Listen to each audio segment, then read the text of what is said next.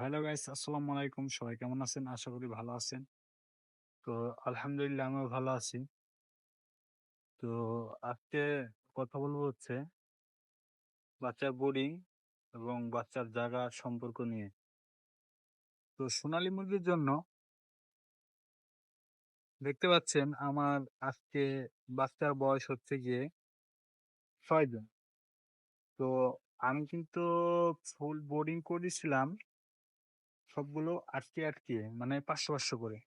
তো দেখতে পাচ্ছেন এখন কিন্তু আমি সব মুরগিগুলা একলগে ছেড়ে দিয়েছি। কারণ কি একলগে যদি আপনারা মুরগি যদি ছাড়েন, তাহলে মুরগি হাঁটাচলার স্পেস পাবে না। এতে মুরগির অনেক সমস্যা হয়ে যাবে। যেমন ধরেন যদি বোর্ডিং এ বেশিদিন রাখেন এবং টুজ যদি না পাল্টান, তাহলে আপনাদের হবে কি মুরগির গ্যাস হয়ে যাবে। এই গ্যাস হওয়ার কারণে কিন্তু মুরগির ঠান্ডা লাগবে। এই ঠান্ডার কারণে কিন্তু মুরগিগুলা অ্যান্টিবায়োটিক দিতে হবে। তো অ্যান্টিবায়োটিক দিলে কিন্তু মুরগির মুরগি কিন্তু চাইপা যায়। কারণ হচ্ছে গিয়ে অ্যান্টিবায়োটিক হচ্ছে মুরগিকে শুকিয়ে ফেলে যাতে ঠান্ডাগুলো সেরে যায় এবং কি অনেক মুরগি কিন্তু মারাও যায়। ঠিক আছে? তো আপনারা যারাই মুরগি পালবেন, তো আমি একটা কথা বলবো যে বোর্ডিং যদি ঠিকঠাক মতো যদি হয়, তাহলে কিন্তু মুরগির বাচ্চা কিন্তু হবে না। এবং আপনাকে বাচ্চা নিতে হবে ভালো মানের বাচ্চা।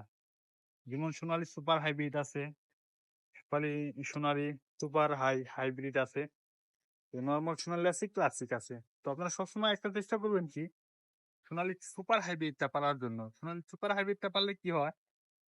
সোনালী সুপার হাইব্রিডটা পারলে মুরগি কিন্তু ৪০ থেকে ৫০ দিন ৫০ দিনের ভিতরে কিন্তু বড় হয়ে যায়। ৮৮০ গ্রাম ৯০০ গ্রাম এরকম হয়ে যায়। তো এখানে আমার মোট ২৬০০ বাচ্চা আছে। তো ২৬০০ বাচ্চার ভিতরে ৪০ থেকে ৫০ টা বাচ্চা কাটছে আমার। কারণ কি বাচ্চা একটু ছোট বড় ছিল। ওই ছোটগুলা কাইটে গেছে। তো আলহামদুলিল্লাহ এখন মোটামুটি ভালো আছে। ঠিক আছে? আর এই বাচ্চাগুলা বের হবে ঈদের ১ মাস পরে। ঈদের ১ মাস পরে যদি বের হয় তো বাজারটা ভালো থাকলে আলহামদুলিল্লাহ ভালোই হবে। আর আশা করি আপনারা সকলে আমার ভিডিওগুলা দেখেন এবং কি সবসময় আপনাদের জন্য আমি ভিডিও বানিয়ে থাকি।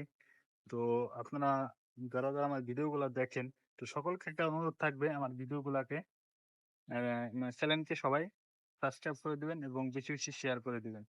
ঠিক আছে? তো সকলে ভালো থাকবেন। আলহামদুলিল্লাহ। ঠিক আছে? সকলকে ধন্যবাদ।